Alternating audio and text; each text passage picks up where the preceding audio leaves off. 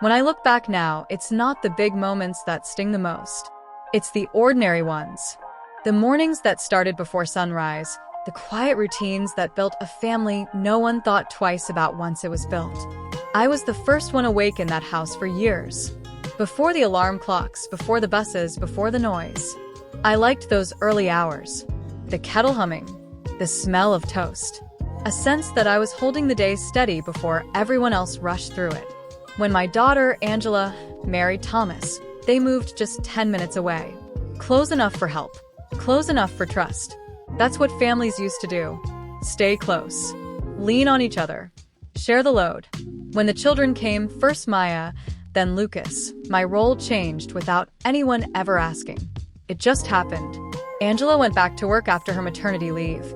Thomas's hours got longer, and suddenly, I was the one packing lunches again. Reading bedtime stories again. Waiting by windows again. I didn't mind. I truly didn't. I picked Maya up from preschool every weekday at 3. She liked to tell me everything she'd learned that day, whether I asked or not. Lucas was quieter, always holding my hand, squeezing my fingers when he felt shy.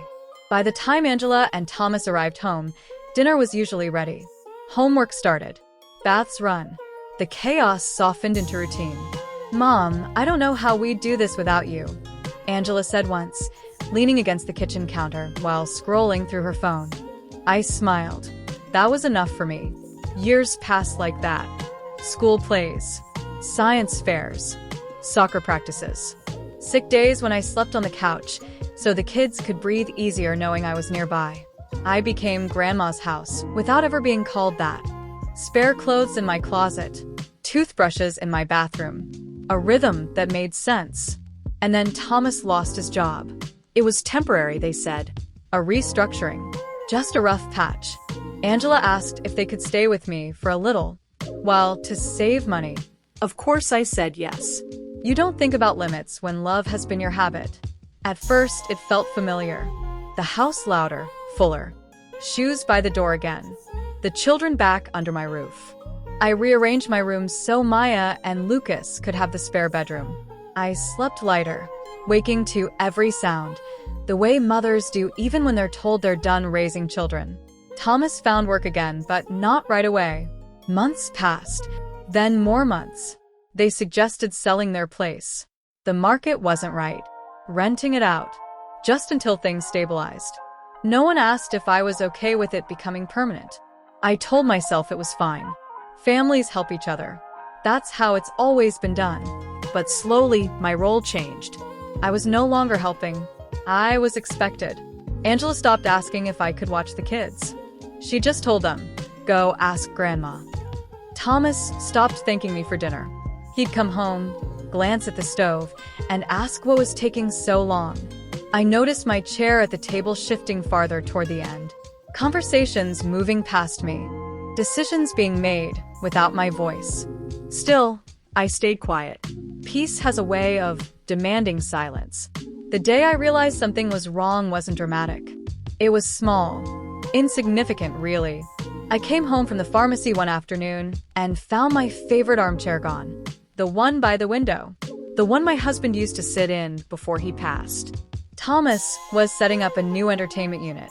"Oh, yeah," he said, not looking at me. We moved that old chair out. Took up too much space. I stood there with my bag still in my hand, unsure what to say. "It was mine," I said softly. He shrugged. We needed the room. That night, I lay awake in my bed, staring at the ceiling, wondering when my home stopped being mine, and how no one noticed it happening. There's a strange thing that happens when you become useful instead of loved. You don't notice the shift right away. It feels the same at first, busy, needed, involved. But the warmth fades, replaced by something colder, more transactional. I was up at 5 most mornings now. Not because I wanted to be, but because the house demanded it. Lunches didn't pack themselves. Uniforms didn't iron themselves. And Angela had grown accustomed to leaving before sunrise. "Mom, can you just..." became the start of every sentence. "Can you just watch them tonight? Can you just pick them up early? Can you just handle dinner?" I always did. When my knees started aching, I told myself it was age. When my hands shook after long days, I told myself it was nothing. The first time I asked for help, Angela looked surprised. "I have a doctor's appointment next Tuesday," I said. "I'll need someone to take the kids after school." She frowned, already distracted. "That's a bad day. Thomas has meetings." "So?" I asked. She sighed. "Can't you reschedule?" I did. It became easier to bend than to explain why it hurt. One evening, I overheard Thomas on the phone. "Yeah, we're lucky," he said. "Free childcare. Makes life easier." Free. The words settled into my chest like dust.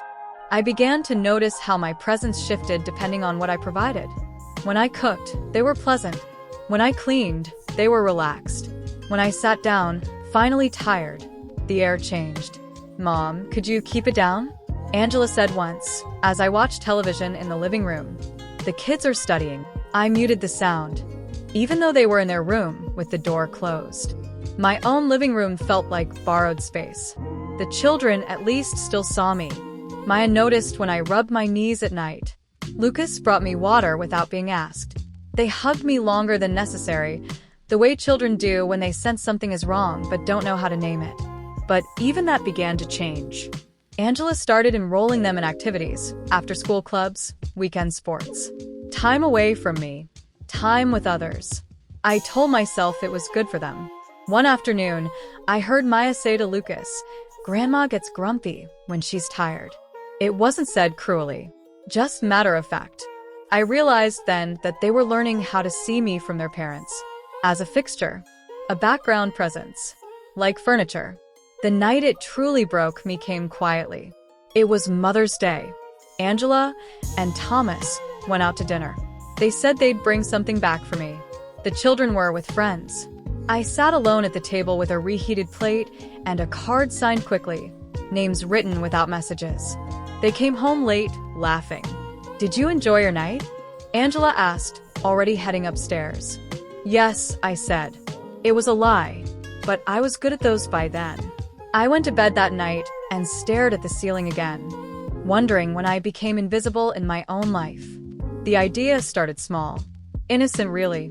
"We're thinking of turning your room into a study," Thomas said one morning, sipping coffee at the table. I froze. "My room? Well," Angela added quickly, "you don't really need all that space. And the kids could use a quiet area for homework." I looked around the kitchen. At the house I'd paid for, maintained, held together long before they needed it. "Where would I sleep?" I asked. Thomas gestured vaguely. "The smaller room downstairs. It's cozy." Cozy. Another word for diminished. I didn't answer right away. My silence was taken as consent. That weekend they moved my things while I was at church. Clothes folded into boxes. Photos stacked without care. My husband's watch placed in a drawer I didn't recognize. The downstairs room smelled damp. The window faced the fence. I sat on the bed and felt something in me settle. Not peace, but resolve. For the first time in years, I didn't make dinner that night. Angela noticed immediately. "Mom, are you feeling okay?" "I'm tired," I said. She nodded, uneasy. "Well, we ordered takeout." No apology. No question. That night, I packed quietly. Just essentials. Papers. Clothes. The photo albums they hadn't bothered to move. I didn't know where I was going yet, only that staying meant disappearing completely. In the morning, I left a note on the counter. I wrote it calmly. No anger. No accusations. Just truth. I raised my children. I helped raise yours. I did so gladly. But I will not finish my life as an afterthought. I'm going to take some time. Do not look for me unless you are ready to see me. I walked out before anyone woke. I stayed with my sister at first, then a small apartment closer to the river. It wasn't much, but it was mine. The quiet was deafening at first. No footsteps. No schedules. No demands. I slept. I rested. I let my body remember what it felt like to belong to itself. Weeks passed before Angela called. Her voice cracked when she said my name. "Mom, we didn't realize." I listened. That was all. The children sent messages next. Drawings, voice notes, apologies in small, sincere pieces. Thomas never called. When I finally agreed to meet them, it was on my terms. A public place. Coffee. Neutral ground. Angela cried. She apologized. She said she didn't see it happening. I believed her. But belief didn't mean returning. I love you, I said.